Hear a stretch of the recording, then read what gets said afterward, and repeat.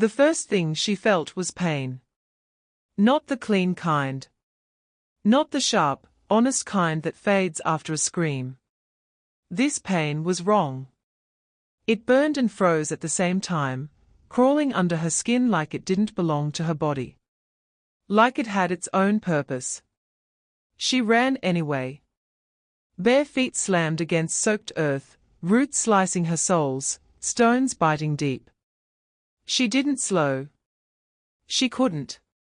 The forest around her was alive with chaos, branches whipping her arms, thorns tearing fabric and flesh, rain crashing down so hard it felt like punishment.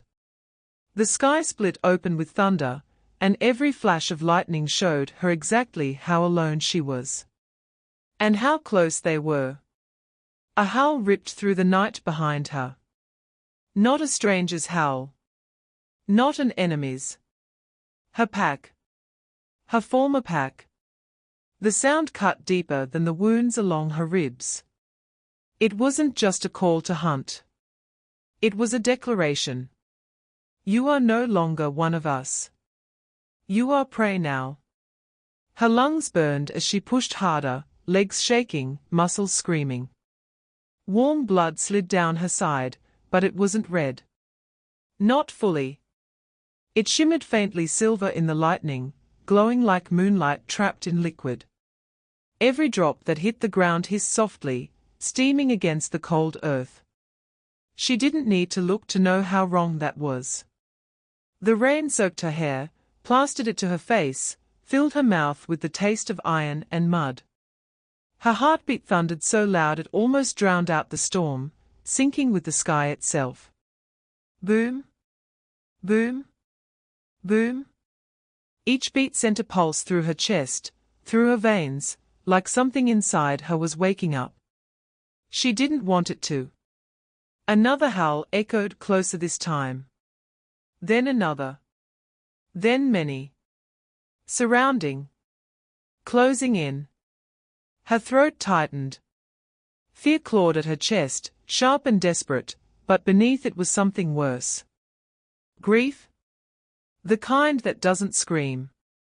The kind that sinks in and makes everything heavy. She remembered those voices laughing once. Sitting around fires. Calling her sister. Calling her daughter. Calling her friend. Now they were hunting her like an animal. She stumbled, nearly fell, caught herself on a tree trunk slick with rain. Pain exploded up her arm, and she gasped, the sound ripped from her chest. For a split second, her vision blurred, dark spots crowding in. No. Not now. She forced her legs to move again, dragging herself forward as the terrain shifted.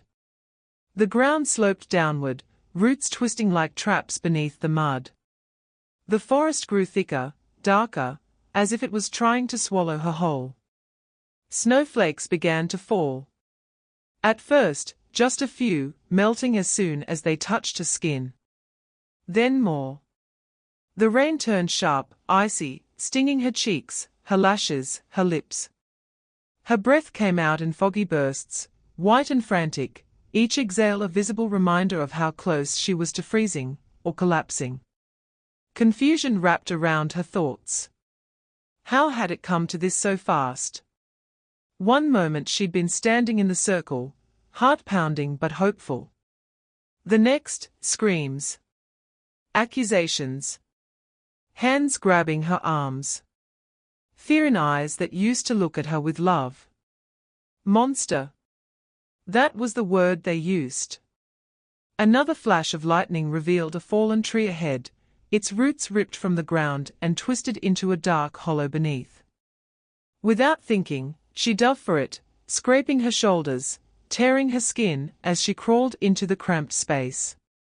She curled into herself, pressing a hand over her mouth to keep from sobbing, to keep from making a sound. Her chest heaved. Her heart tried to beat its way out of her ribs. The howls stopped. Silence fell heavy and wrong, broken only by the storm and her own shaking breaths. She squeezed her eyes shut. Please, she thought. Please keep going. Please don't find me. Her body trembled violently, cold settling deep into her bones. Blood soaked into the dirt beneath her palm, and she felt it then, a pulse. Not from her heart. From the ground. Her breath hitched. Whispers brushed the edges of her mind. Soft at first. Almost kind. She couldn't tell if they were voices or memories. Her mother's lullaby. The elders chanting during solstice. Her own name, spoken in tones that felt ancient and heavy. Her fingers dug into the mud as panic surged. No, she mouthed silently. Not now. The whispers grew louder. Her vision flickered, silver light dancing at the edges. Heat bloomed in her chest, spreading fast, fighting the cold, burning through it like it wasn't even there. Pain followed, sharp, blinding, unbearable. She bit down on her lip hard enough to taste blood. The ground beneath her hand cracked. Just a small fracture at first. Then another. Thin silver lines spiderwebbed through the dirt and stone, glowing faintly in the dark. The earth shifted, groaned, as if responding to her without her permission. Her eyes flew open, wide with terror. No, no, no, she thought desperately. Stop. Please stop. This was what they feared. This was why they chased her. Her power, whatever it truly was, surged like a living thing inside her, pressing against her ribs, her throat, her skin. It wanted out. It wanted air. It wanted to answer the call echoing through her blood. She clenched her fists, nails digging into her palms until blood welled. The pain grounded her, barely. She focused on it, on the sting, on the cold, on the rain dripping through the roots above her. Footsteps crunched nearby. Her heart stopped. A low growl vibrated through the night, so close she felt it in her teeth. Shadows moved beyond the roots, shapes shifting just out of sight. Yellow eyes flared briefly in the darkness, then vanished. She pressed herself flatter against the earth, barely breathing. This was it. If they found her like this, weak, bleeding, shaking, they wouldn't hesitate. They'd say it was mercy. They'd say it was necessary. They'd say she left them no choice. The whispers returned, stronger now. Not panicked. Not frantic. Steady. Ancient. She felt hands, not physical, but real in another way, resting on her shoulders. A presence settled around her, heavy and warm, like a cloak woven from moonlight and fire. Her vision filled with silver flame. Images flashed behind her eyes. A woman standing in fire, unburned. A child with eyes like starlight. Wolves bowing. Fangs dripping red. A crown cracked in two. She shook her head violently, trying to chase it away. I don't want this, she thought, voice breaking inside her chest. I just want to live. The presence didn't leave. Instead, it pressed closer, almost gentle. Another howl cut through the storm, closer than before. Something inside her snapped. Not completely. Not yet. But enough. Power surged through her veins, wild and uncontrollable, lighting every nerve on fire. The cracks in the ground spread farther, deeper, glowing brighter. Heat rolled off her skin in waves, steam rising where snow touched her. She gasped, arching slightly as the force tore through her, raw and unforgiving. If I let it loose, the thought surfaced, heavy with fear and truth. I won't survive what I become. The footsteps stopped right outside her hiding place. A shadow blocked what little light there was. A familiar scent filled the air, pine, smoke, and something that felt like home twisted into something cruel. Her former alpha. Her body reacted before her mind could. The power flared, answering the threat, roaring for release. The ground trembled now, not enough to bring the forest down, but enough to send a clear message. The growl outside faltered. Confusion flickered through the air, sharp and sudden. Fear followed it. She pressed her forehead to the cold earth, tears finally spilling, silent and hot. She didn't want to hurt anyone. She didn't want to be this thing they were afraid of. She didn't want destiny, or prophecy, or power. She wanted choice. She wanted mercy. The shadow retreated. Footsteps moved away, fast this time. A sharp command rang out, followed by reluctant movement, then distance. She sagged where she was, strength draining out of her like water through broken glass. The glow faded, the cracks dimmed, and the forest slowly stilled, as if holding its breath. She lay there shaking, broken, alive. For now. Above her, the storm began to soften, snow falling quieter, slower. The whispers faded to a low hum, like a promise waiting to be claimed, or refused. And somewhere deep in the forest, far beyond where she could see or run, something else stirred. Something that had felt her power awaken. Something that already knew her name. If you're drawn to stories where destiny bleeds, where power awakens in the darkest moments, and where love will one day dare to defy fate itself, welcome to Moonbound Werewolf Romance Stories. Subscribe, and run with us. Because her story had only just begun. The forest did not calm. It stopped. Not slowly. Not gently. One moment the night was alive with wind and distant movement, with the whisper of snow and the echo of retreating wolves. The next, everything went still, as if the world itself had been commanded to hold its breath. She felt it before she heard it. Pressure. Not physical hands, not a sound, but a weight that settled over the trees and pressed down into the soil. The air thickened, heavy with authority. Even the storm seemed to hesitate, snow drifting slower, quieter, as though unsure if it was allowed to continue. Her body tensed beneath the fallen roots. Every muscle locked. Her heartbeat stumbled, then began to race again, faster this time, harder. This fear was different from the fear she'd felt while running. That had been sharp and desperate. This was deep and instinctive. Ancient. A presence stepped into the clearing. She didn't see him at first. She felt him, like gravity shifting. Like the forest suddenly had a center, and everything else bent toward it. Then the shadows moved.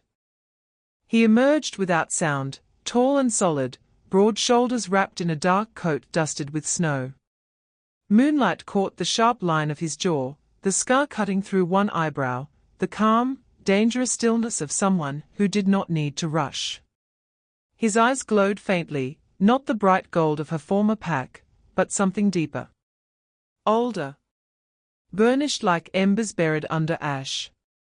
The Alpha King. Even wounded, even half-frozen and bleeding, she knew him. Every wolf knew him. Her breath caught painfully in her throat. His scent reached her next, seeping into the hollow beneath the roots like smoke. Wolf, yes, pine, cold air, steel. But beneath it was something wrong. Something dark and rich, like old blood and night-blooming flowers. A scent that didn't belong to any pack she knew. It made her stomach twist. Predator and something else. Something forbidden. Her fingers curled into the dirt as panic flared. She wanted to run. Her body screamed at her to move, to flee while she still could. But her legs refused to obey.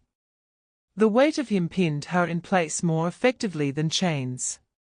He stopped a few paces from her hiding place. He didn't shift.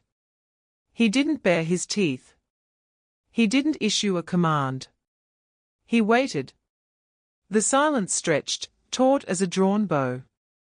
Snow brushed his shoulders. Moonlight framed him like a crown he hadn't asked for but wore anyway. Slowly, deliberately, he crouched and reached down, pushing aside a curtain of roots. Their eyes met. The world narrowed to that moment. Her heart slammed against her ribs so hard it hurt. Her instincts screamed danger, screamed alpha, screamed dominance. Every lesson beaten into her since childhood rose up at once: lower your gaze, bare your throat, submit. She did none of it. She stared back, fear burning hot and bright behind her eyes, mixed with something uglier. Anger. Resentment. The bitter taste of old wounds that never healed right. He didn't flinch. He studied her the way one might study a blade, carefully, respectfully, aware of how easily it could cut. His gaze lingered on the silver-glowing blood at her side, the cracked earth beneath her hand, the faint heat shimmering around her skin. Recognition flickered across his face. Then he spoke. Lyra. Her name fell from his mouth like a verdict. Her breath left her in a sharp, broken gasp. She hadn't told him. She hadn't said a word. No one outside her old pack should have known it, and even then, they hadn't spoken it kindly in a long time. Her mind raced, panic spiraling. How did he know? How long had he known? How much had he seen? She pushed herself backward, deeper into the roots, pain flaring in her side. Stay back, she said hoarsely. Her voice shook, but the words were real. I won't go quietly. Something like surprise crossed his face. Then respect. I know, he said calmly. The sound of his voice did something to her. It was low and steady, threaded with restraint. Not the roaring command of an alpha asserting dominance, but the careful control of someone holding himself back on purpose. Footsteps crunched behind him. Her stomach dropped. Shapes emerged from the trees, 3 wolves in human form, tense and alert, eyes locked on her with open hostility. Members of her former pack. She recognized them instantly. One had trained beside her. Another had shared meals at her family's table. Their gazes flicked to the Alpha King, then back to her, hatred and fear warring on their faces. She's here, one of them said, voice tight with triumph. Just like we said. The Alpha King didn't turn around. Kneel, he said. The word wasn't loud. It wasn't shouted. It didn't need to be. Power rolled out from him in a wave, invisible but undeniable. The ground thrummed underfoot. The air vibrated. It wasn't a demand. It was a fact. The wolves stiffened. One resisted, jaw clenching, shoulders squared. For a heartbeat, it looked like he might challenge the order. Then his knees hit the ground. The others followed, dropping as if pulled by strings, breaths ragged, faces pale with shock and humiliation. Snow soaked into their clothes, but none of them dared move. Lyra stared, stunned. She had seen Alpha's command before. She had felt that pressure, that instinctive pull to submit. This was different. This wasn't pack dominance. This was rule. The Alpha King finally turned to look at them, his expression cold and unreadable. Leave, he said. They'll kill her, one of them blurted out. If you don't, our council will. I said leave. The words sharpened, edged with something dangerous. The wolves flinched as if struck. Without another word, they scrambled to their feet and retreated into the trees, fear driving them faster than loyalty ever had. Silence rushed back in after them. Lyra's hands trembled. She couldn't stop it. Her pulse pounded in her ears, her body caught between exhaustion and adrenaline. He turned back to her. Up close, he was even more unsettling. Taller than she'd thought. Broader. His presence filled the space, leaving her acutely aware of her own weakness. The torn clothes. The blood. The way she was curled beneath roots like a wounded animal. Shame burned hot in her chest. Why, she demanded, forcing the word out past the tightness in her throat. Why help me? He held her gaze steadily. Because if I hadn't, you would be dead within the hour. That's not an answer. A corner of his mouth twitched, almost a smile, but there was no humor in his eyes. It's the most honest one. She laughed then, a short, bitter sound. Honesty from an alpha. That's new.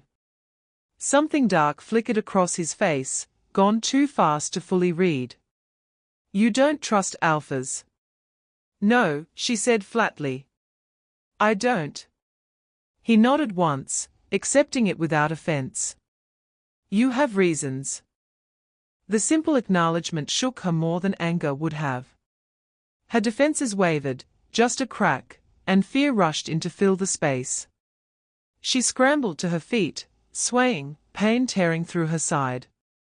Before she could fall, his hand shot out and caught her arm. The contact sent a jolt through her. Heat flared where his fingers wrapped around her skin. Not burning.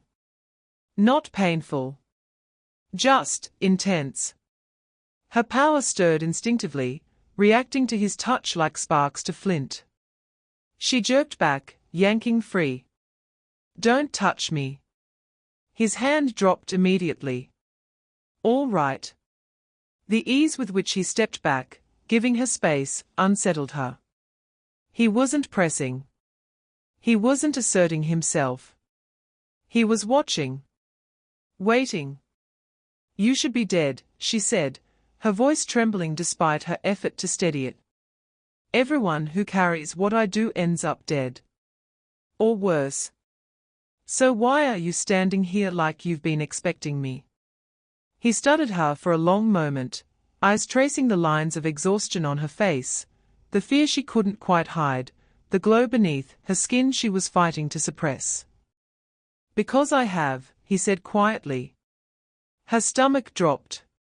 Since the night you were exiled, he continued. The night the ground shook and the sky burned silver.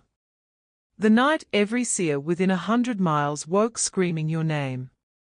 Her breath stuttered. She remembered that night. The pain. The fire. The way the moon had felt too close, too bright.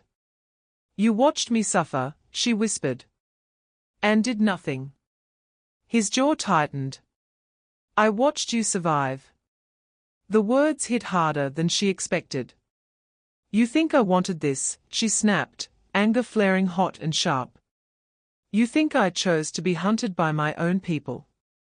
To wake up every night wondering if today is the day I lose control and become exactly what they say I am? No, he said firmly. I think you chose to live. Their gazes locked again, tension snapping tight between them. Fear tangled with fury, resentment with a pull she didn't want to name. Her body reacted to him even as her mind recoiled. Every instinct screamed danger. Every heartbeat answered his presence. She hated it. She hated him for it. You're dangerous, she said. More dangerous than them. Yes, he agreed. The honesty startled her. And so are you. The forest seemed to lean in around them, listening. Snow continued to fall, soft and relentless, dusting her hair, his shoulders, the cracked earth between them. The storm had moved on, but something heavier had taken its place. Fate. She wrapped her arms around herself, shivering. Weakness crept back in, slow and insidious. Her vision blurred at the edges. She swayed again. This time, he didn't reach for her. Come with me, he said. The words were simple. Not a command. Not a plea. An offer. Her laugh came out shaky and raw. You don't even know me. His gaze softened, just a fraction. I know enough. She searched his face for lies, for manipulation, for the familiar cruelty she'd learned to expect from anyone with power. She found none. Only restraint. That frightened her more than anything else. If I go with you, she said slowly, everything changes. Yes. And if I refuse? His eyes darkened. Then the world will keep trying to kill you until something breaks. Either you, or everything else. The truth of it settled heavy in her chest. She looked past him, into the dark trees where her former pack had vanished. Looked at the blood on her hands.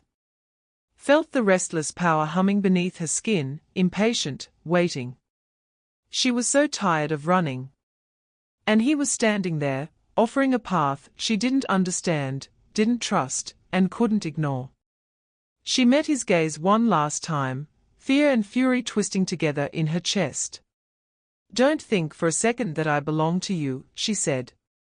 Something like a smile finally touched his lips.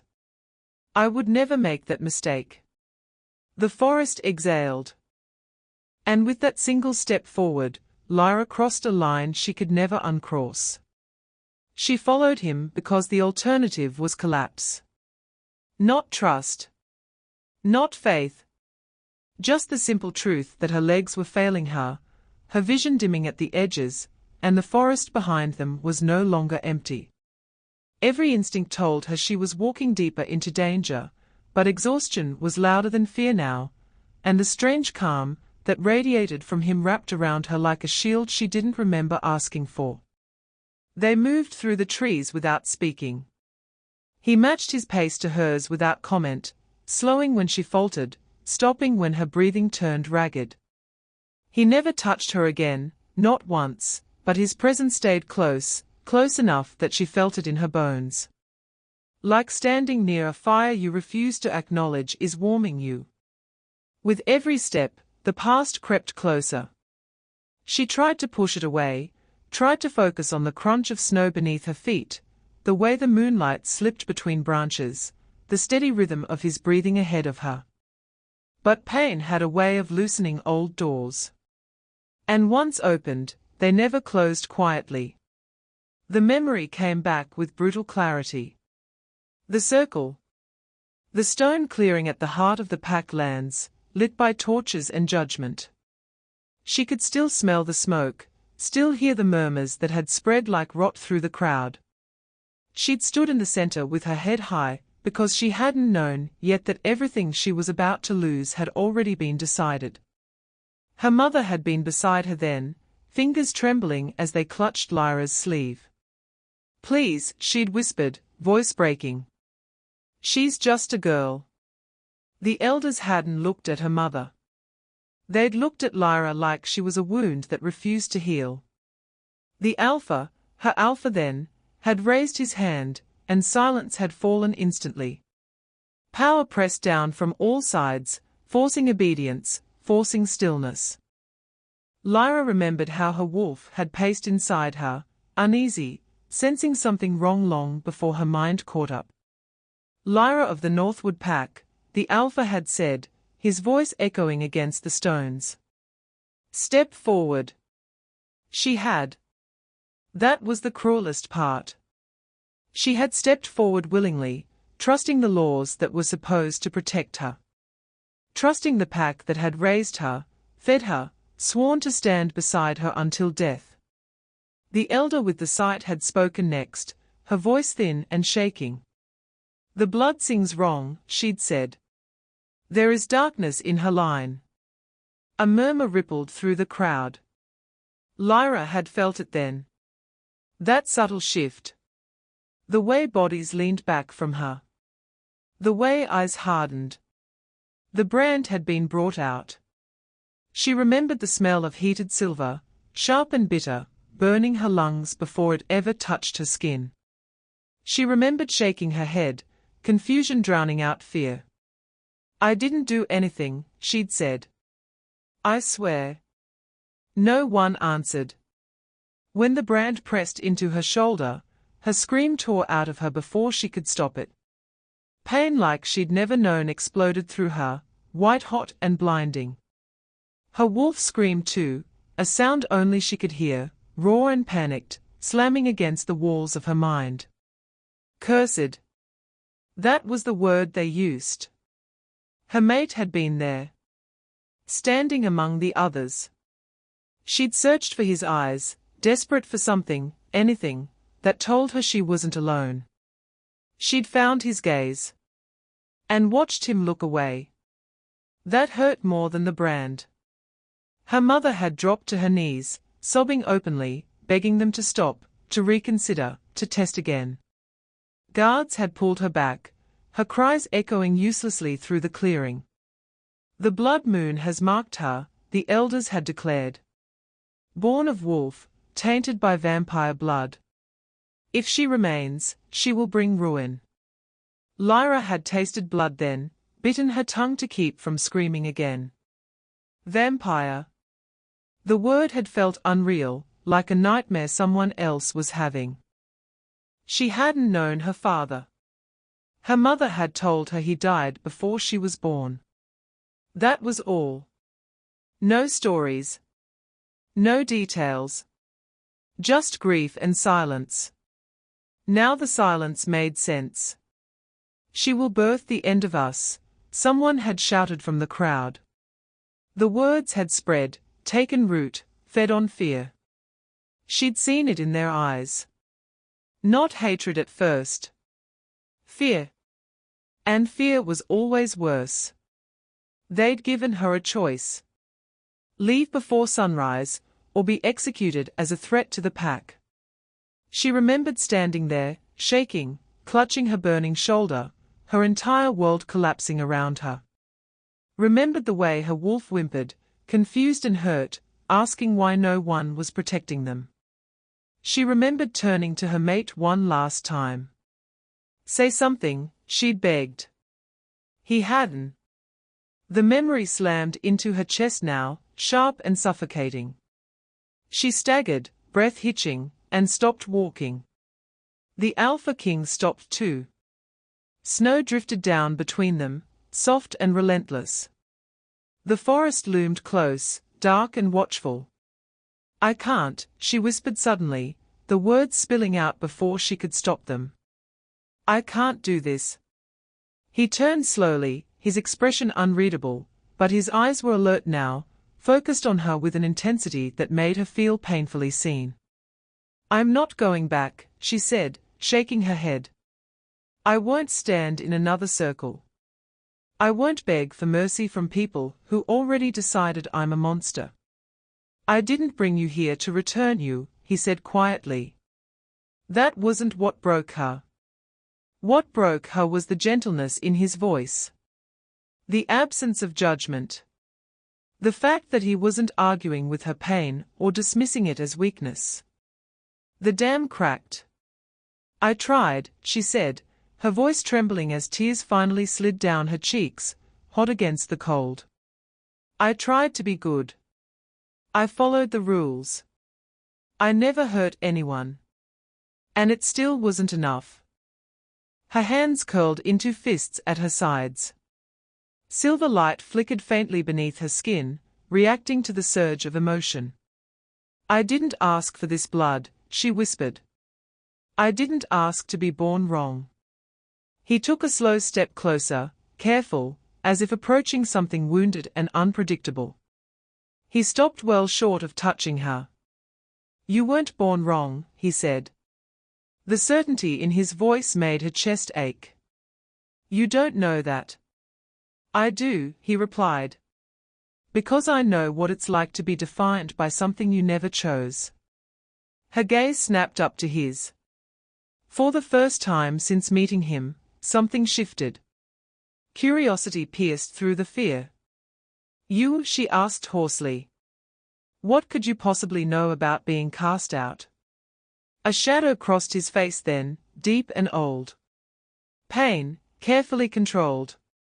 More than you think, he said. The words settled between them, heavy with meaning he wasn't ready to share. They resumed walking, but slower now. The path sloped downward, leading into a valley where the wind eased and the trees grew thicker, their branches forming a natural shelter overhead. The snow fell softer here, muffled by needles and bark. As they walked, the memories kept coming. The night her power truly awakened. The blood moon. She had been 16. Barely old enough to understand what was happening to her body, let alone her soul. The sky had burned red that night, moon swollen and low, casting everything in a strange, fevered light. She'd been alone at the edge of the packlands, restless, skin itching, heart racing for no reason she could name. Her wolf had paced endlessly inside her, restless and afraid. Then the pain had hit. It had dropped her to her knees, screaming, hands clawing at the earth as heat tore through her veins. Silver fire had burst from her palms, uncontrolled, wild, setting the grass alight without burning it. The ground had cracked beneath her, glowing like molten moonlight. She'd thought she was dying. Instead, she'd changed. Not shifted. Not fully. Something else. Something in between. Something ancient had stirred, stretching, testing her limits. The elders had found her unconscious at dawn, the ground around her scorched and glowing faintly silver. Fear had taken root that day. Fear that bloomed into certainty when the seers confirmed what they'd always dreaded. Vampire blood. A forbidden line. A legacy tied to old wars and older hatred. As they reached a small clearing now, sheltered by stone and thick roots, her steps slowed again. Her body was trembling, not just from cold, but from the weight of everything she'd carried alone for so long. He stopped and turned to face her fully. "You don't trust anyone," he said, not accusing. Observing. She huffed out a humorless breath. "Would you?" "No," he admitted. That surprised her. "You're still standing here," she said. "After everything I am. After what I could do." "Yes." "Why?" His gaze didn't waver. "Because despite all of that, you're still trying not to hurt anyone." The words struck something deep inside her. A truth she hadn't let herself acknowledge. A fragile thing she'd been guarding with teeth and claws. She looked away, swallowing hard. "I don't sleep," she said quietly. "Not really. Every time I close my eyes, I see fire.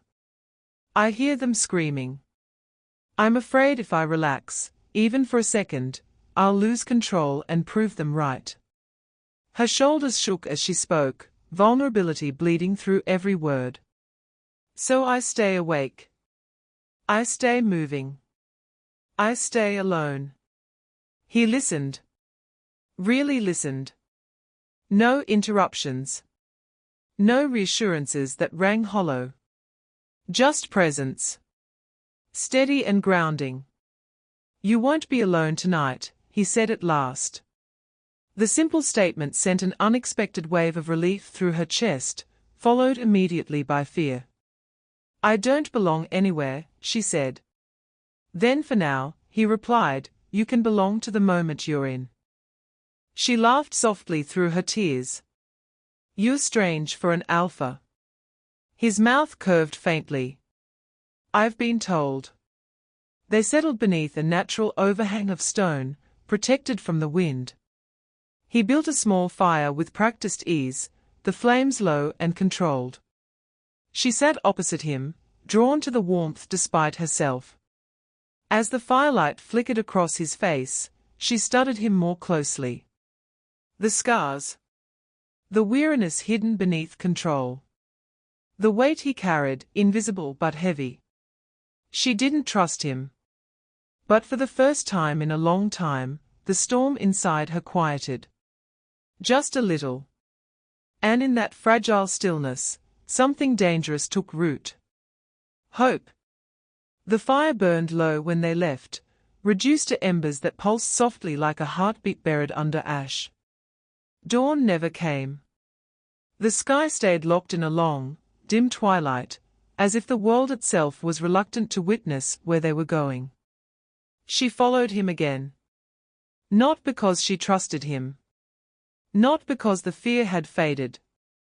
But because something inside her had begun to pull, slow, insistent, undeniable. A tug deep in her chest that tightened with every step they took away from familiar lands and deeper into territory no pack claimed anymore. Beyond the borders. Beyond the stories meant to scare children into obedience. The forest changed as they moved. The trees grew older, thicker, their trunks twisted with age and memory. Moss climbed bark like veins. The air smelled different here, stone and cold earth, old magic stirred awake by their passing. Even her footsteps sounded muted, as if the ground were listening. She felt watched. Not hunted. Observed. The Alpha King moved with purpose now, his stride sure, unhesitating. This place did not slow him.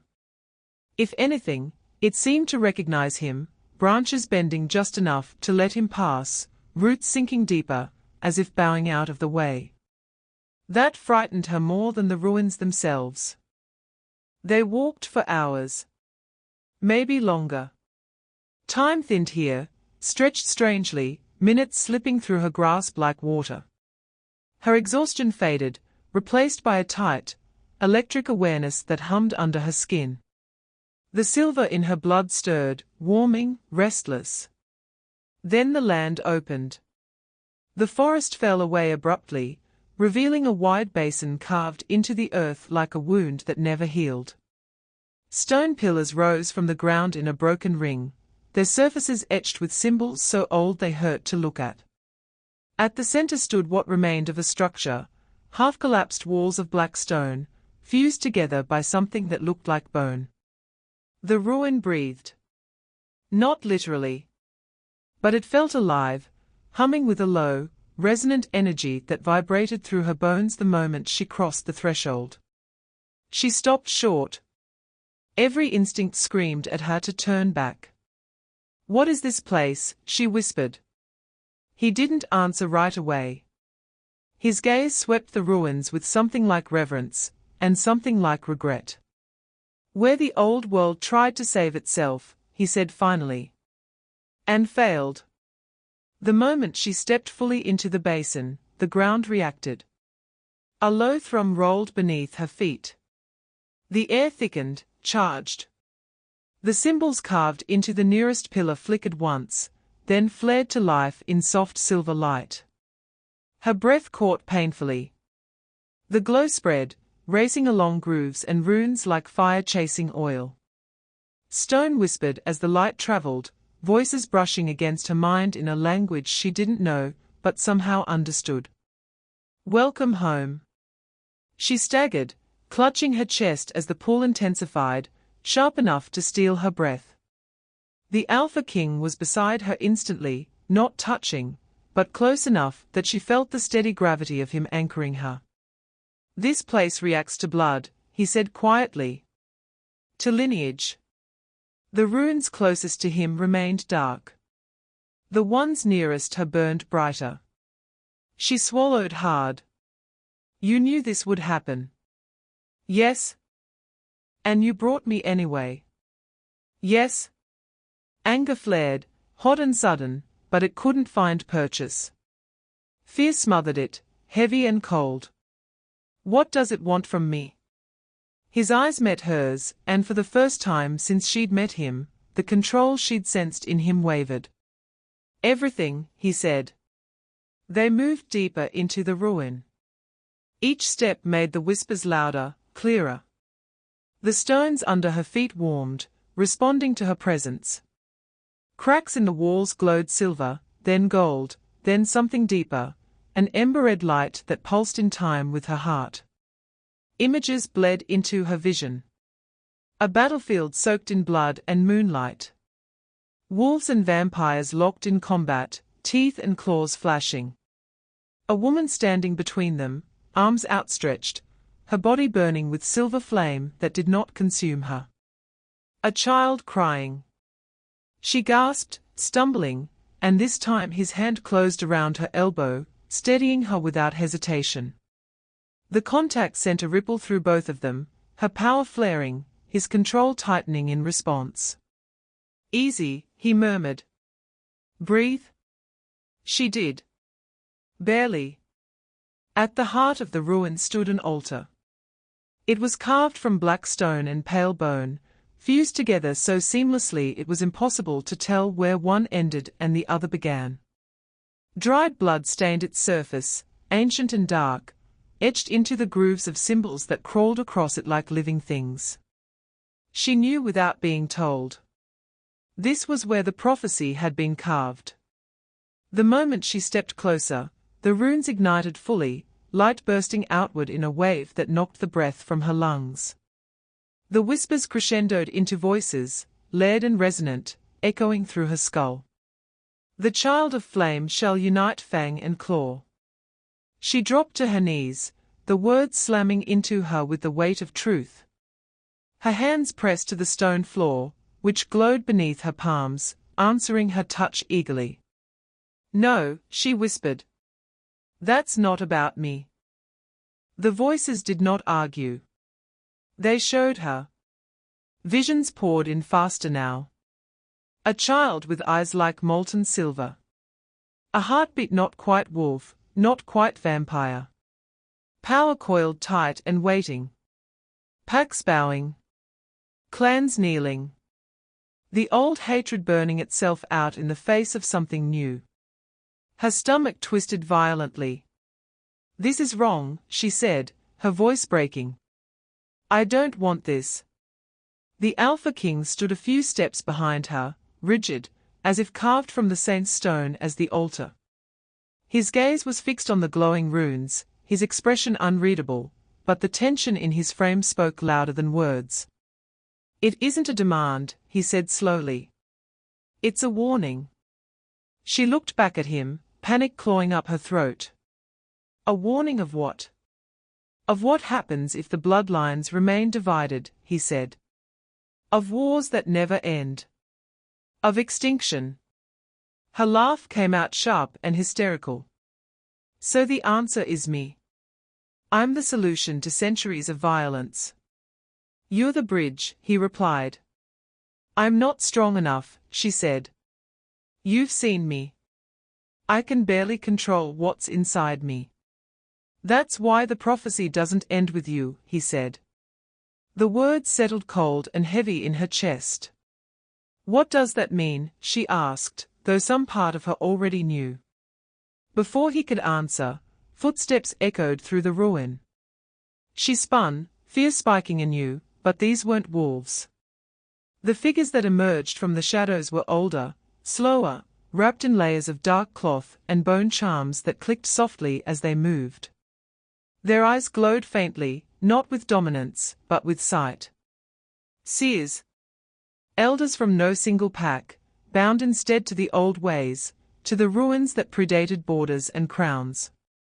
They knelt the moment they saw her. The gesture hit her like a blow.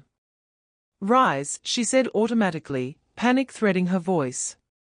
"Please don't do that." They did not rise. "We have waited," one of them said, her voice thin but steady. "Through blood and fire. Through lies and silence. We have waited for you." Lyra shook her head. "You're wrong." The elder's gaze softened. "So did your mother." The name struck like a knife. "You knew her," Lyra whispered. "We knew what she carried," another said. "And what she feared." The Alpha King finally moved, stepping forward to stand beside Lyra. The elder's gazes flicked to him, sharp and assessing. "The prophecy binds you both," the first elder said. "Whether you wish it or not." Lyra's breath came fast and shallow. "Bind us how?" The elder's eyes met hers, unflinching. Only one born of wolf and crowned in shadow can sire the heir, she said. And only one marked by flame can carry it. The world tilted.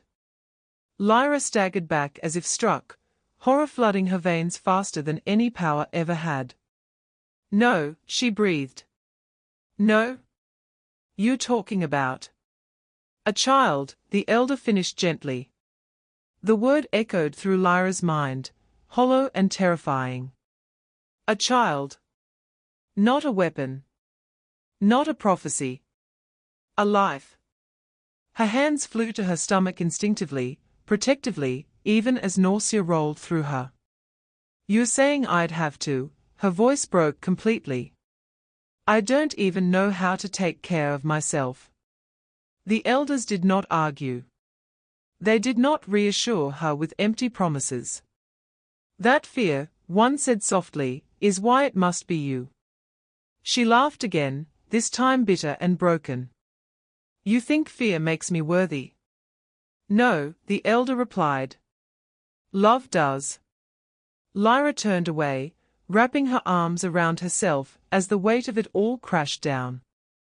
She could face death. She could face exile, pain, even becoming something monstrous if she had to. But this? Motherhood terrified her in a way nothing else ever had. The thought of bringing a child into a world that had already decided she was wrong made her chest ache. The thought of that child being hunted, feared, used, it was unbearable. I won't doom someone else to this life, she said fiercely. I won't. The silence that followed was heavy. Then the Alpha King spoke, his voice low and strained. No one is asking you to decide tonight. She turned to him, tears streaking her face. You knew, she accused softly. You knew this was what they'd say. I knew it was a possibility, he said. Not a certainty. And you still brought me here. Yes. Why? Her voice cracked. Why risk this? His gaze locked onto hers, something raw breaking through his restraint at last. Because hiding from it won't make it go away. The truth of that settled painfully between them. The runes flared again, brighter than before, reacting to the surge of emotion, to the proximity of their bodies. Silver and ember light braided together in the air between them, humming with power. The elders bowed their heads. The bond is already forming, one murmured. Lyra's breath hitched as she felt it, a strange, unfamiliar pull toward him, deeper than attraction, heavier than instinct. Something old and patient settling into place. She stepped back, shaking her head violently. No. This isn't real. This is just another way to control me. His voice softened. Look at me. She didn't want to. She did anyway. You have a choice, he said. I will not force this. Not ever. The words mattered. More than he knew. But the prophecy, she asked weakly. The prophecy speaks of possibility, he said. Not obedience. The elders stirred, but did not contradict him. Lyra closed her eyes, breathing hard as the ruin continued to hum around them, ancient and expectant. She felt impossibly small beneath the weight of history pressing down on her shoulders. I'm not ready, she whispered. He inclined his head. Neither was I. The admission was quiet, almost lost in the glow of the runes, but it landed all the same. She opened her eyes again, fear still there, but now threaded with something else. Resolve. The myth had awakened. And it had chosen her. Whether she would answer, was another matter entirely. The ruins did not release them easily. As they left the basin, the glow dimmed behind them, the runes retreating into stone like eyes closing after witnessing too much. The whispers softened, but did not disappear. They clung to Lyra's thoughts, threading themselves through her breath, her pulse, her blood. The prophecy followed her like a shadow she could not outrun. By the time they reached the outer markers of the old lands, the pool in her chest had turned into a tight, constant ache. She felt exposed. Not physically, though she was still wounded, still tired, but in a deeper way. As if something inside her had been named aloud, dragged into the light, and now the world would not pretend it didn't see her anymore. The Alpha King slowed as the terrain changed.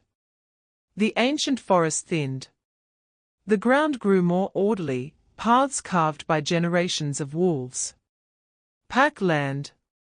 Lyra stopped. No, she said quietly. He turned, already knowing what she meant. They felt it, she continued, her voice steady but tight.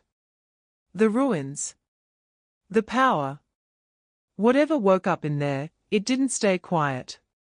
He nodded once. No. It wouldn't. The air shifted. Scents layered over one another, wolf, many wolves, converging fast. Anger. Fear. Authority. The sharp edge of challenge. Lyra straightened despite the ache in her body. Her wolf stirred inside her, not panicked now, but alert. Ready? Figures emerged from the trees, forming a wide arc that closed around them with practiced ease. Alphas at the front. Beaters behind them. Warriors with hardened eyes and hands never far from weapons they didn't need to name. At the center stood the council. Elders from 3 neighboring packs, robed in symbols of law and tradition, their expressions carved from stone. Torches flared as they raised them, firelight dancing across faces tight with tension. The Alpha King stepped forward instinctively, placing himself half a step in front of Lyra. The gesture did not go unnoticed. Move, one of the elders snapped. He did not. Silence fell, thick and volatile. You bring her here, another elder said, voice trembling with fury, after everything we warned you about. She did not trespass, the Alpha King replied evenly. She was invited. A ripple of shock moved through the gathered wolves. Lyra felt every gaze snap to her, heavy and judging. She resisted the urge to fold inward, to make herself smaller. She had done that once before. It had not saved her. She carries forbidden blood, a rival Alpha snarled, stepping forward. Tall, broad, scarred. Power rolled off him in harsh waves. She should have been killed the night she was exposed. Lyra met his gaze without flinching. You tried, she said quietly. You failed. A growl rumbled through the crowd. The Alpha King lifted a hand, and the sound died instantly. She stands under my protection, he said. That was when the shouting began. Voices overlapped, sharp and furious. Accusations hurled like blades. She'll tear the packs apart. The prophecy damns us all. She's already corrupted him. Lyra felt the words hit him more than they hit her. She saw it in the tightening of his jaw, the subtle shift of his stance, as the weight of his crown pressed down harder. Then the air changed again. Cold swept through the clearing, unnatural and sudden. The torches flickered violently, flames bending sideways, as if bowing to an unseen force. A metallic tang filled the air, sharp and unmistakable. Vampires. They arrived without warning, stepping out of shadows that should not have held them. Pale faces, eyes glowing faintly red, movements too smooth to be natural. They wore dark finery that marked status and age, their presence humming with power that felt different from wolf dominance, older, hungrier. Lyra's stomach clenched. We sensed our blood, one of them said, his voice silk-wrapped steel. And followed it home. The wolves bristled as one. This is pack land, the rival Alpha growled. You have no claim here. The vampire smiled thinly. On the contrary. She's our claim. Every eye swung back to Lyra. Her skin prickled as if needles pressed into her from every direction. I don't belong to anyone, she said. The vampire's gaze lingered on her, sharp and assessing. You carry a lineage that predates your packs. Your body is a vessel we have waited centuries to reclaim. Reclaim. The word made her feel ill. She will not leave with you, the Alpha King said coldly. The vampire tilted his head. Then you condemn your people to war. The clearing erupted. Arguments flared, wolves shouting over one another, elders demanding order, warriors edging closer to the vampires with barely restrained hostility. The ground trembled beneath the weight of too much power pressed into too small a space. Lyra felt it building. The storm inside her answered the chaos without asking permission. Silver light flickered beneath her skin, faint but visible. A low hum filled the air, vibrating through bone and stone alike. Cracks spiderwebbed through the dirt at her feet. Control her, an elder shouted. Or kill her now. The words cut deep, but they also clarified something inside her. She had spent too long being acted upon. Decided over. Branded. Chased. Not again. She stepped forward. The Alpha King's hand twitched, but he did not stop her. I am not your prophecy, she said, her voice carrying farther than it should have, steady and sharp. And I am not your weapon. I will not be traded like land or livestock. You don't have a choice, the rival Alpha snapped. She turned to him slowly. I always have a choice. The vampire laughed softly. Naive. The elders conferred in hurried, furious whispers. The decision came quickly. Too quickly. She cannot stay, the elders declared. Her presence invites annihilation. She must leave our lands before nightfall, or be executed as a threat to all packs. The words landed like a hammer.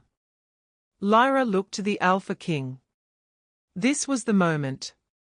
The choice everyone had been circling, avoiding, fearing. Crown or her?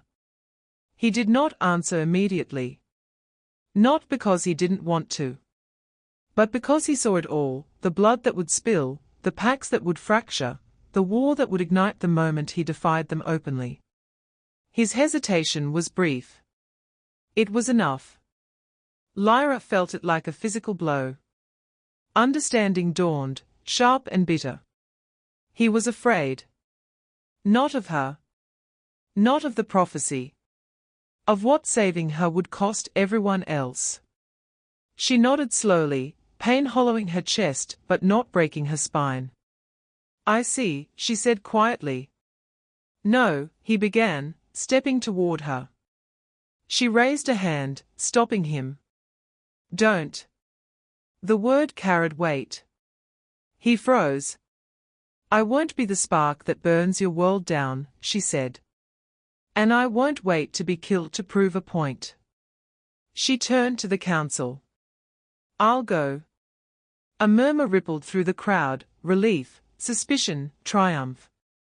The vampire frowned. You cannot simply. I'm leaving alone, she said flatly. And if any of you follow me, you'll learn exactly why you're afraid.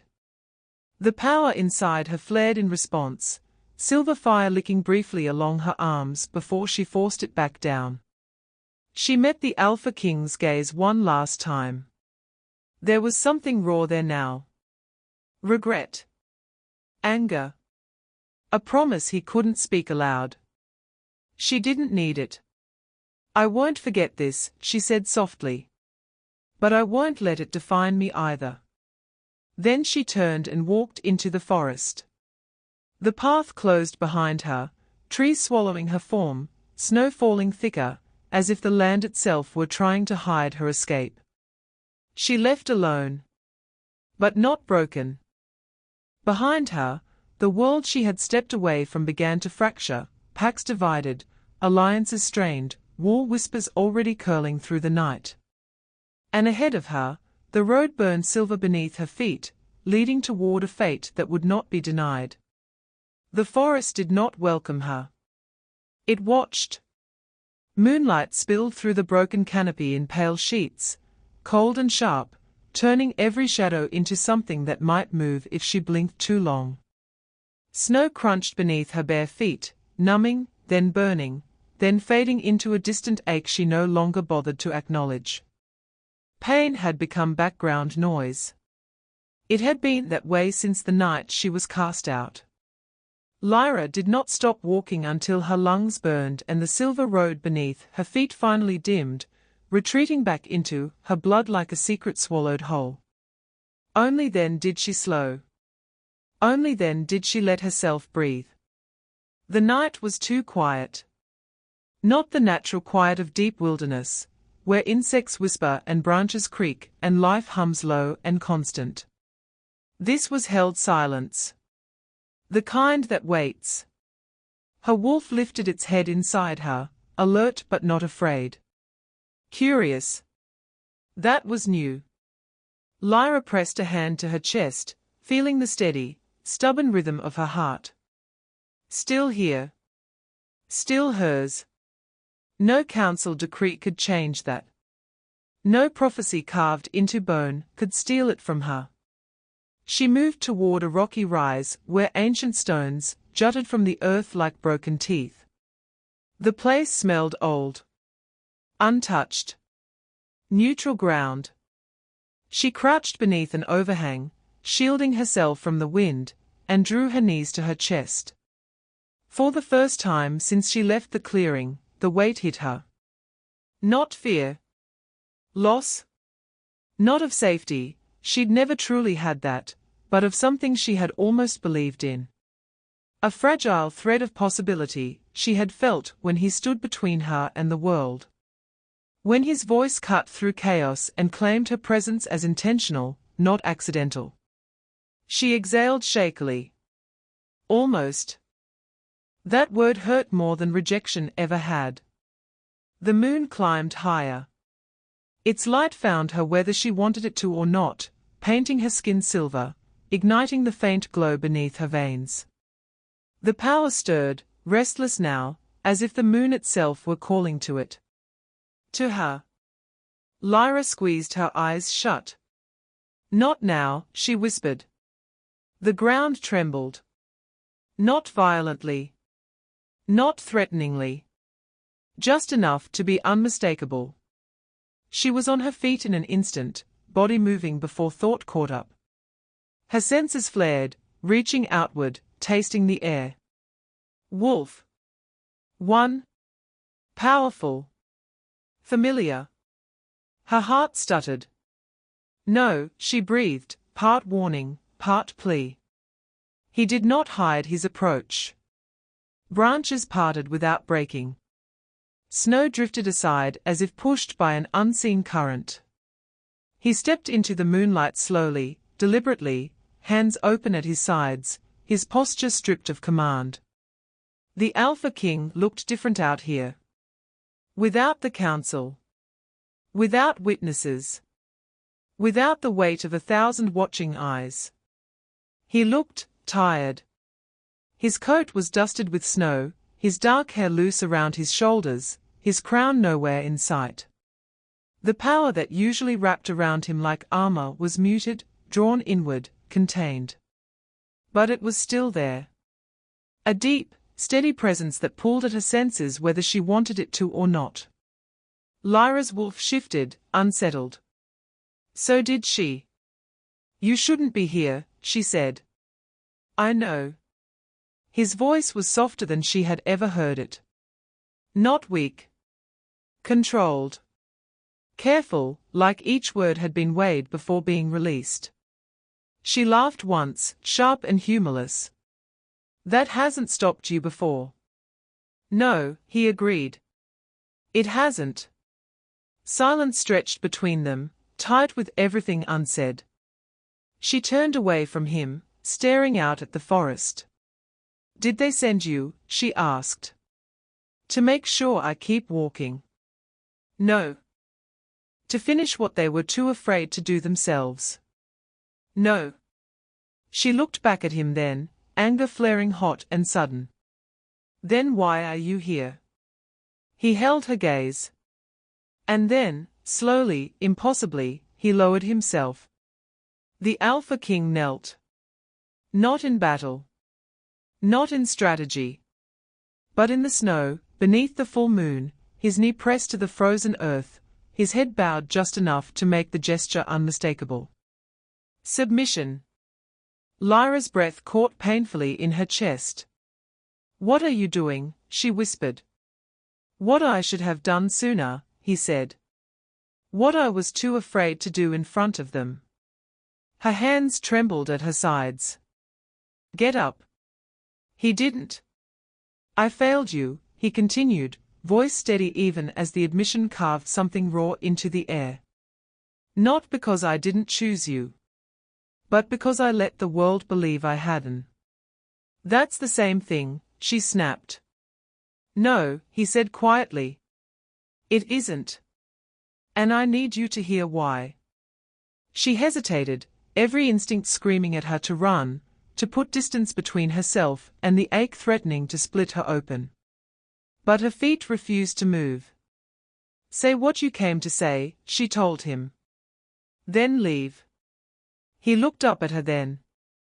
There was no command in his eyes now. No calculation. Only truth, bare and unguarded. They would have followed you, he said. The moment I defied them openly, the packs would have fractured. The vampires would have seized the chaos.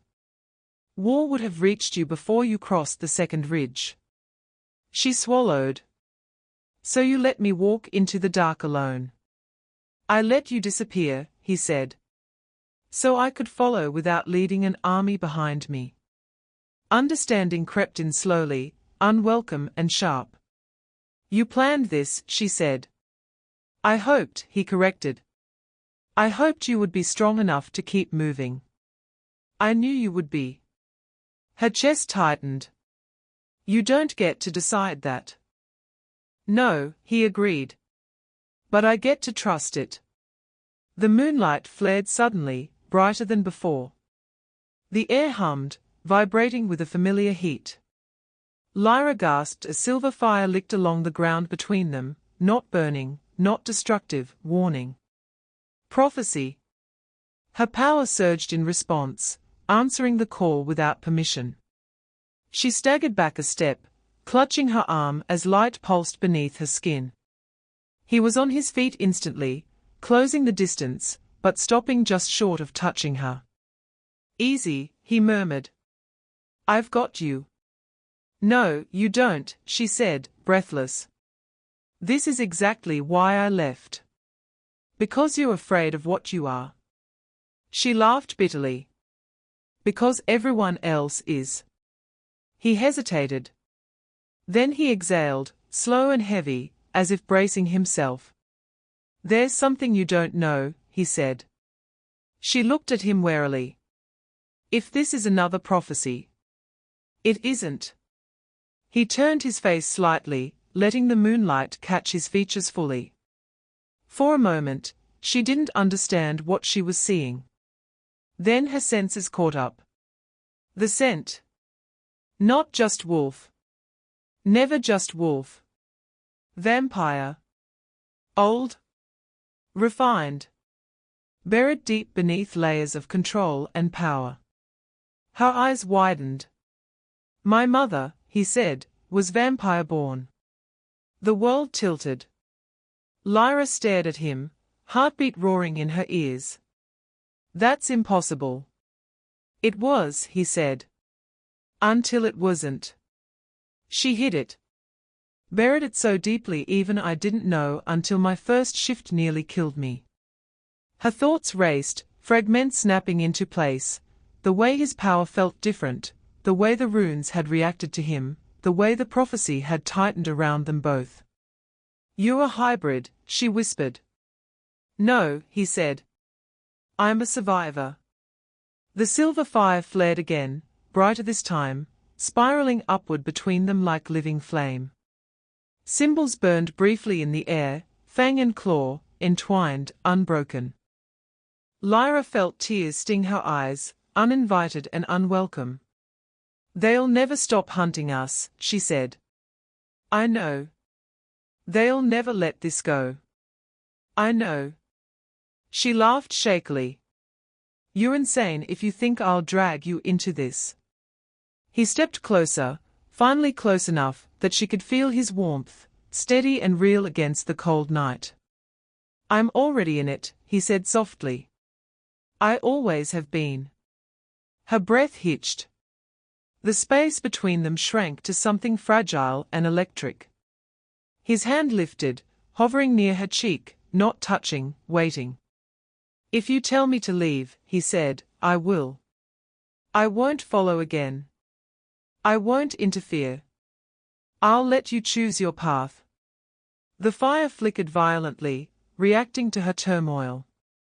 "But if you ask me to stay," he continued, voice barely above a whisper, "I will burn the world before I let it take you." Their faces were inches apart now. Her wolf leaned forward, yearning. So did her heart. She could feel the almost kiss hovering between them, heavy with everything they were afraid to name. His breath warmed her skin. Her power hummed, restless but not wild, waiting. "Trust me," he murmured. "Or send me away." Lyra closed her eyes. For one suspended moment, the world held its breath with her. Then the flames surged, forcing space between them, the prophecy asserting itself with cruel timing. Symbols shattered into sparks, raining down and vanishing before they touched the ground. The moment broke. She stepped back, chest rising and falling too fast. "I don't know how," she admitted. "I don't know how to trust anyone." He nodded, accepting the truth without pushing. "Then don't," he said. "Not yet." She met his gaze again, searching his face for deception and finding none. "Stay," she said quietly. "For now." Something fierce and tender crossed his expression. He inclined his head, not as a king, but as a man choosing her anyway. And beneath the full moon, with prophecy burning between their shadows, they stood together, uncertain, bound, and no longer alone. The night turned on her the moment the truth surfaced. Not with a scream. Not with claws or fangs. But with silence. The kind that crushes the chest before the blow ever lands. Lyra felt it before she understood it, the sudden shift in the air, the way every heartbeat around her stuttered and then aligned, predatory, alert. They were no longer watching her as an exile, or a curiosity, or even a threat. They were watching her as a vessel. Her hand went instinctively to her stomach, fingers pressing lightly, protectively, as if she could shield what even she had not yet fully named.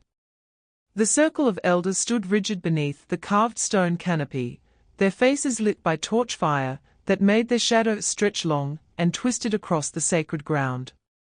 The ruins beneath Lyra's feet pulsed faintly, reacting to her presence, to the life stirring within her blood. She hadn't planned to come here. She hadn't planned for any of this. The Alpha King stood at the center of the council ring, tall and unyielding, his expression carved from something unreadable. He had insisted on returning, said there were laws that needed to be broken carefully, eyes that needed to be blinded before they could strike. She had trusted him. That trust cracked now, hairline fractures spidering through her chest as the older Sis stepped forward, her blind eyes glowing silver white. "The flame has kindled," the seer said, voice echoing unnaturally. "The womb bears the impossible." A murmur rippled through the council. Lyra's breath caught. "No," she said quietly. "You're wrong." The seer tilted her head, as if listening to something far away. "The child stirs," she continued. "Fang and claw. Blood and fire. The end of balance. Lyra shook her head, panic rising fast and sharp. This isn't. She's lying, someone shouted from the outer ring. She's corrupted the runes. Kill it before it's born. The words struck harder than any blade. Lyra staggered back a step, her wolf snarling violently inside her, silver fire flaring hot and wild beneath her skin. She reached for the Alpha King without looking, needing him, trusting that he would be there. His hand did not close around hers. Instead, iron bands slammed around her wrists.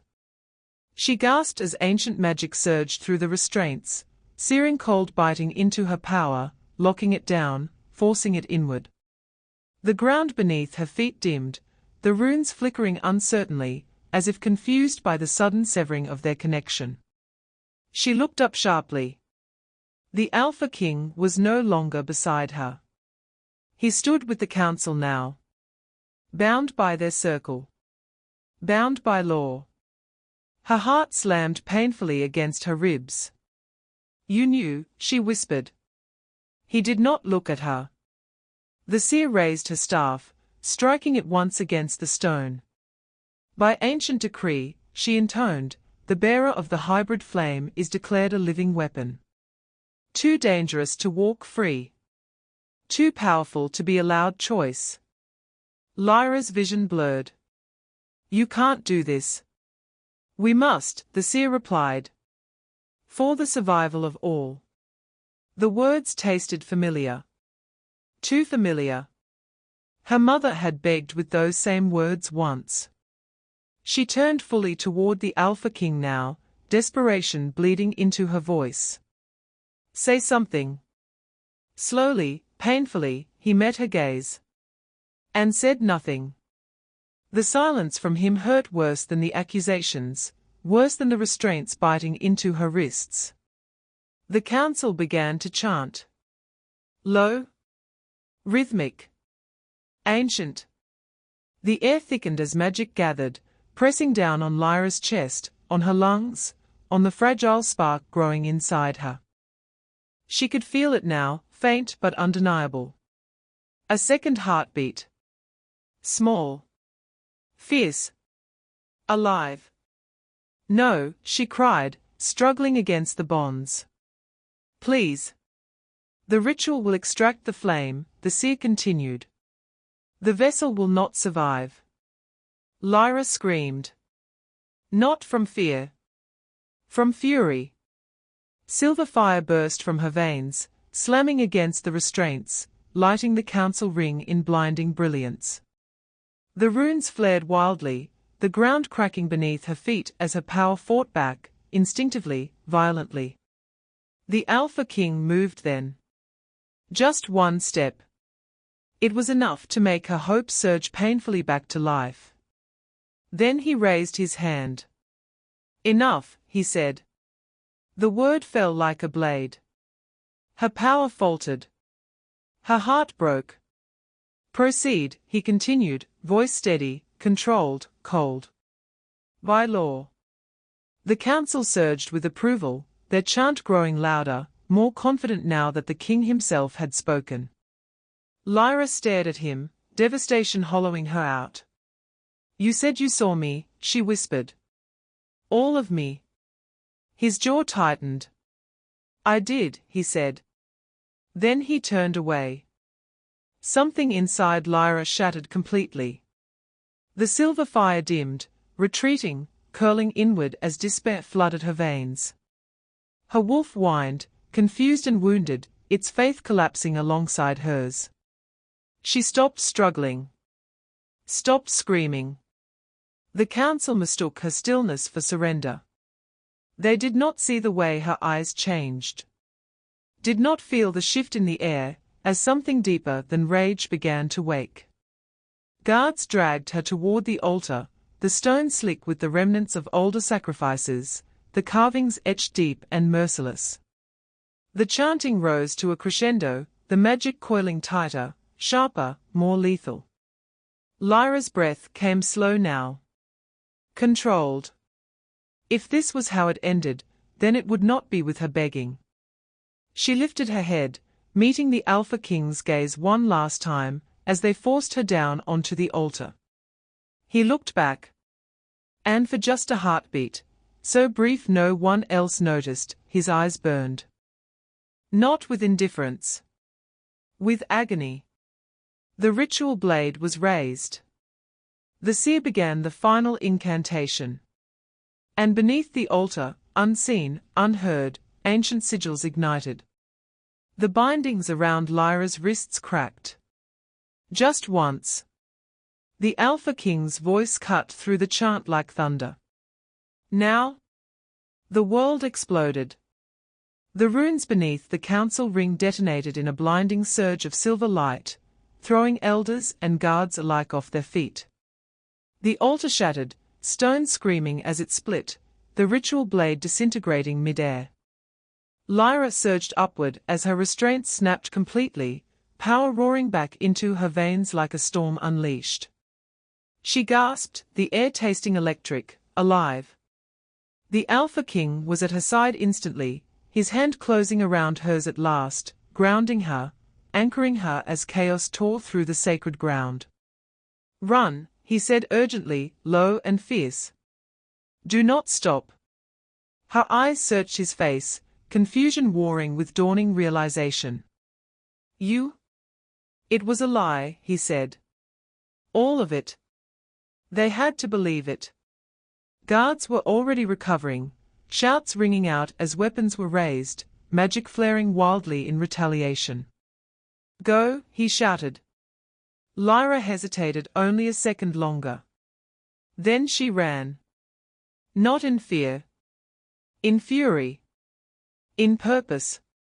The silver fire erupted around her as she moved, tearing a path through stone and shadow alike, the ground splitting beneath her feet. The council's screams faded behind her, swallowed by the roar of her awakening power. She did not look back. Not until she reached the forest's edge, lungs burning, heart pounding with a mix of betrayal and truth so sharp it hurt to breathe. Only then did she stop. Only then did she let herself feel it. The lie. The sacrifice. The impossible weight of what he had done. Tears streaked down her face, hot and furious, as the silver fire coiled protectively around her stomach, responding not to her anger, but to her resolve. They had tried to make her a weapon. They had tried to make her a sacrifice. They had failed. And somewhere behind her, in the shattered heart of the council ring, the Alpha King stood alone, bound once more by law and blood, waiting for the war he had just set in motion. Because the mask had dropped. And nothing would ever be the same again. The night split open the moment she came back. Not with mercy. With fire. Silver light tore through the sky like a wound that refused to close, cracking clouds apart, bending the moon itself, as Lyra descended through the storm she had become. The forest bowed beneath her return. Trees groaned. Stone screamed. The earth remembered her. She did not walk this time. She arrived. The execution ritual had already begun. The council ring burned with crimson wards now, lead thick with desperation and fear. Blood soaked the cracked altar where another sacrifice had been prepared in her place, an offering meant to appease powers older than the Pax, older than reason. Wolves stood in rigid formation, heads lowered, jaws clenched tight against instinct that screamed this was wrong. Vampires lined the outer circle, pale and still, eyes glowing faintly as they watched history coil inward on itself. And at the center, the Alpha King. Bound. Chains of ancient law wrapped around his wrists and throat, etched with runes designed to crush even gods to their knees. Blood trickled from the corner of his mouth, dark against his skin, his breathing shallow but unbroken. He lifted his head slowly. And felt her. Hope slammed into his chest so hard it almost stole his breath. "No," the seer whispered, staggering back as the air thickened. She cannot be here. Lyra landed at the edge of the circle, bare feet touching stone that immediately began to fracture beneath her weight. Silver fire rolled off her in waves, not wild now, focused. Controlled. Alive with intent. Her eyes burned like twin moons. "You should have killed me when you had the chance," she said, her voice carrying without effort, cutting through chanting and fear alike. The council recoiled. Guards raised weapons that shook in their hands. The Alpha King's chains rattled violently as his power surged in response to hers, straining against his bonds. "Lyra," he breathed. She looked at him. Really looked. And everything inside her steadied. "I told you," she said softly, never breaking eye contact, "I am not your sacrifice." The first bolt of silver flame struck the altar. Stone disintegrated. The blood wards ignited, screaming as ancient magic failed catastrophically, unraveling under the force of something older and truer than fear. The ritual circle collapsed inward, symbols shattering into ash as the ground split open beneath it. The council screamed. Ancestors rose. Not as ghosts. As memory given form. Massive shapes of light and shadow pulled themselves from the fractured earth, wolves with eyes like burning stars, forms woven from bone-deep history and forgotten oaths. Their presence crushed the air, forced knees to stone, stripped lies bare.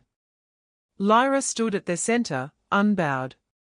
Her stomach glowed now, silver fire spiraling outward in a protective arc that bent hostile magic away from her body. The child moved, strong, defiant, and the world reacted. The execution blade melted. The chains around the Alpha King cracked. The seer collapsed, screaming as truth flooded her sight. "She carries the flame by choice," one ancestor thundered. "Not command." Another stepped forward, towering, ancient beyond measure. "The child is shield, not weapon." Lyra lifted her chin. "I choose my fate," she said. "I choose my child. And I choose what comes next." The vampires dropped first. Not in fear. In reverence. They knelt as one, hands pressed to stone, heads bowed in recognition of blood older than their own. Murmurs rippled through their ranks, not protest, but awe. The wolves followed. Alphas fell to their knees, instincts overwhelming pride, as the truth burned through generations of lies. This was not corruption. This was convergence. The Alpha King tore free. The chains shattered violently, exploding outward as his power surged fully unleashed, darker now, richer, no longer restrained. He crossed the distance between them in seconds, dropping to his knees before her, not as submission, but as solidarity. "I am with you," he said, voice rough with emotion. "Always." Lyra reached for him, her hand cradling his face as silver fire wrapped around them both, sealing, anchoring. The ground trembled again. Deeper this time. Colder. The ancestors stiffened. Something beneath the world stirred. A presence. Old. Hungry. The sky darkened unnaturally as a voice rolled through the broken council ring, vast and amused. "So," it said, "the child lives." Stone cracked as a massive form began to rise beneath the ruins, horned, colossal, eyes burning with divine fury. The ancient Alpha God had awakened. And he was smiling.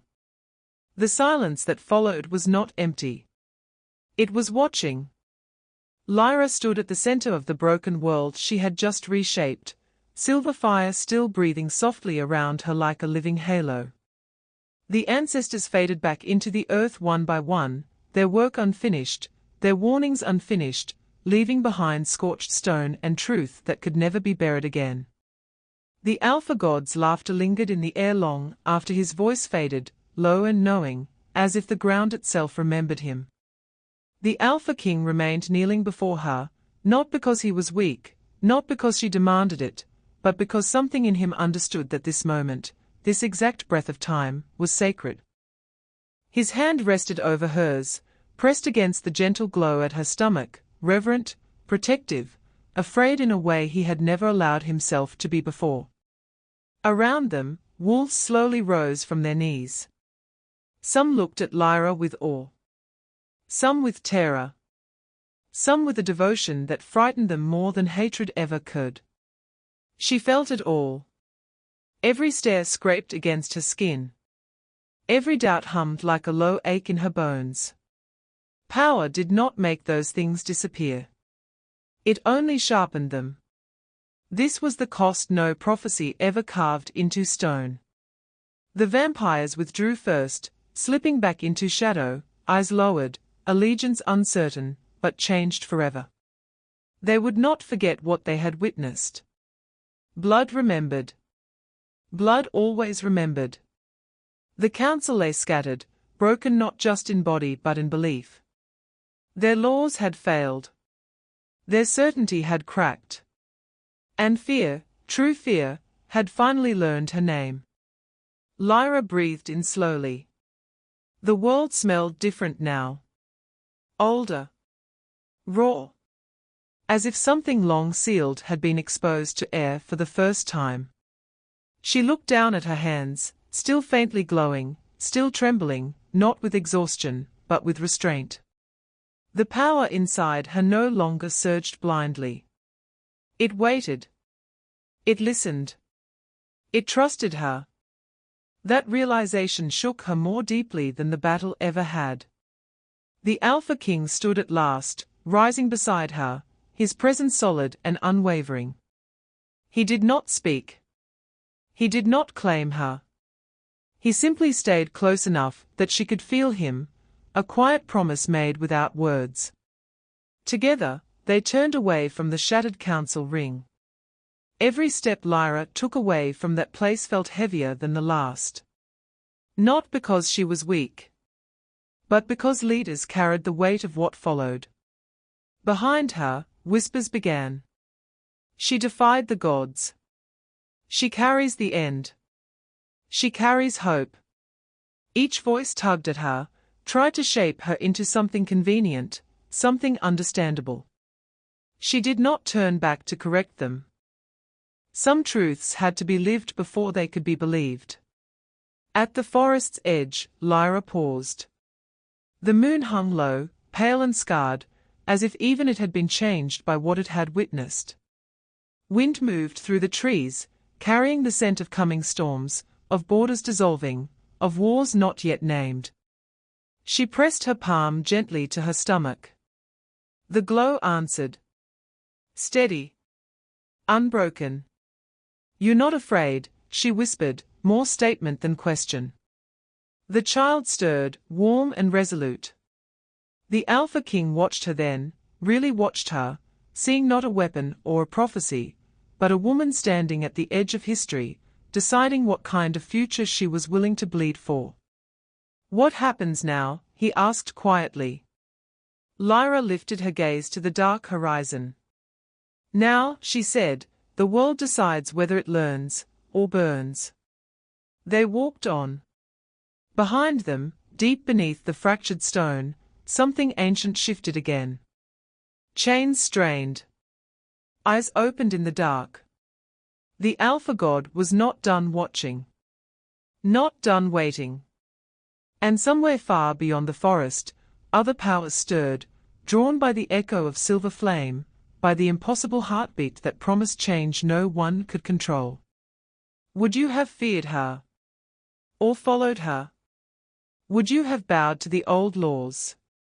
Or stepped into the fire beside her? Is she salvation? Or the end of the world as it was meant to be? Because some stories do not ask for your comfort. They ask for your courage. And if this story burned through your soul, if it made your heart race and your blood hum, then subscribe to Moonbound Werewolf Romance Stories. Because here, destiny always bites back. And this story This isn't over. The forest had quieted, but the silence was a lie. Lyra walked slowly, each footfall soft on snow-dusted earth, silver fire dimming, but never vanishing beneath her skin. The moon was high now, pale and cold, brushing the treetops with a frost that smelled of ash and promise. The air hummed faintly, almost imperceptibly, vibrating with the echoes of power she had just unleashed.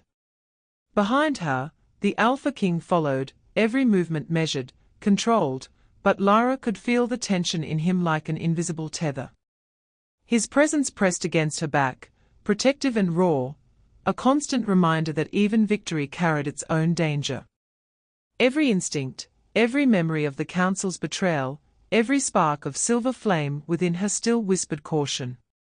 They had survived, yes, but the world had changed. They had changed. She stopped at the edge of a ridge overlooking the ruins of the council grounds. Stone lay splintered, blackened, and still smouldering in places where her power had struck. The ancestral spirits had vanished, retreating into the earth as if to watch, to wait, to judge. Lyra pressed her hand over her stomach, feeling the soft thrum of the life growing there, a pulse that was stronger, defiant, and stubborn, refusing to be contained. A breeze stirred the forest, carrying faint whispers that weren't quite wind.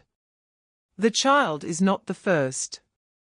Lyra froze, breath catching sharply in her throat. The words were not spoken aloud. They were carved into the air, curling around her like smoke, faint but undeniable. The Alpha King stiffened beside her. His jaw tightened, eyes narrowing into shadows under the moonlight. He scanned the forest, senses reaching into the darkness, muscles coiled and ready. There was no immediate threat, no shape in the trees, no sound beyond the low hum of the night, but he knew instinctively, this was only the beginning.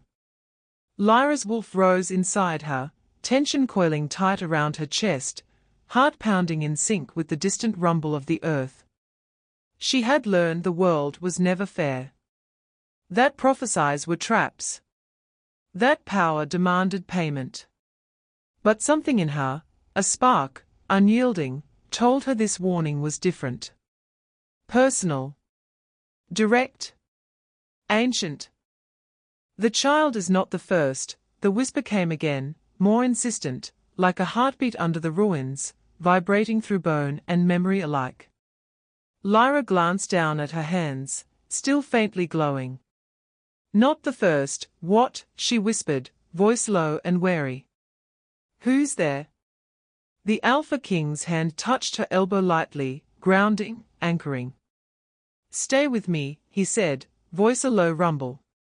It's not safe to look for answers tonight. Not yet. But she could feel it. Something restless beneath the stones. Something old. Something patient. Waiting. Watching. The ruins were alive again, not with the echo of destruction she had caused, but with anticipation, a hunger that had survived centuries, centuries before the packs, before the vampires, before even prophecy itself. Lyra's chest tightened. Fear, curiosity, and resolve twisted inside her.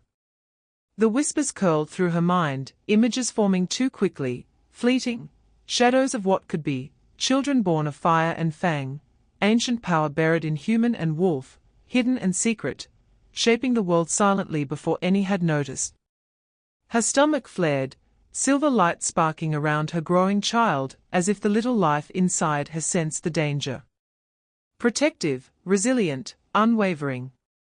Lyra felt a surge of emotion so strong it brought tears to her eyes, love, fury, hope, and determination. The Alpha King watched her, silent, yet unyielding. His presence spoke of loyalty and choice, of devotion he had never offered so openly before. Yet even he did not have answers for the shadowed whispers, the ancient unrest that stirred beneath the broken council grounds. The ruins, they are calling, Lyra said, voice trembling, both awe-filled and cautious. It's not just the council. Not just the prophecy. Something else is awake. He inclined his head slightly, expression hardening. We've only seen the surface. What's beneath may change everything we know about this world. Lyra swallowed. The wind shifted, carrying hints of movement, subtle, deliberate, like stones settling under invisible weight. Every instinct in her body screamed alert. The night itself had sharpened, thickened with tension, shadows moving just beyond what the eyes could see. Her wolf shifted inside her, sensing ancient patterns, old power, predatory and patient. The child stirred again, small but fierce, and Lyra realized with a jolt that this was more than survival. This was the awakening of a legacy she had barely begun to understand. A faint tremor ran through the ridge beneath them. The child is not the first, the whisper came one final time, echoing through the air as if carried by wind, stone, and memory all at once. Lyra's eyes met the Alpha King's. Both of them understood in that moment, the journey was far from over. Every victory so far had been a prelude. Every enemy vanquished had been only the first step. And somewhere, in the shadows beneath the ruins, in the waiting earth and silence, a presence older and colder than anything they had faced shifted, patient and deliberate. The Alpha King's eyes narrowed. "Prepare," he said, voice low, deliberate. "This isn't over. Not by a long shot." Lyra nodded slowly, feeling the weight of every choice she had made, every battle survived, every ounce of power she had claimed. The silver fire pulsed faintly along her veins, coiling protectively around her and the child, a warning and a promise. The wind shifted again, carrying the scent of something older than Pax, older than prophecy, something waiting for the perfect moment to rise. Her gaze swept across the forest, to the horizon, to the ruins below. "Then let it come," she whispered, teeth gritted, resolve hardening like steel in her chest. "Because we are ready." The Alpha King stood close beside her, unflinching. "Together," he said. "Together," she echoed. The shadows beneath the ruins quivered. Ancient eyes glimmered. Stone shifted. And the whisper, now almost a growl, whispered through the air once more. "The child is not the first." Lyra's grip on her own destiny tightened. Her wolf coiled, her child stirred, the forest held its breath, and the Alpha King's power hummed beside her, taut and alive. The wind swept the snow into high arches, carrying the distant tremor of what was to come. The sky darkened in places without warning, and the ruins below began to settle, as if something massive was preparing to emerge. And then, silence. Perfect, loaded, waiting silence. A final exhale, a heartbeat of the world itself, and then darkness began to fold around them. The screen of night closed in, leaving only one truth lingering, sharp and unshakable. This is far from over. The ruins remember. The shadows move. The Alpha God stirs. And the child is just the beginning.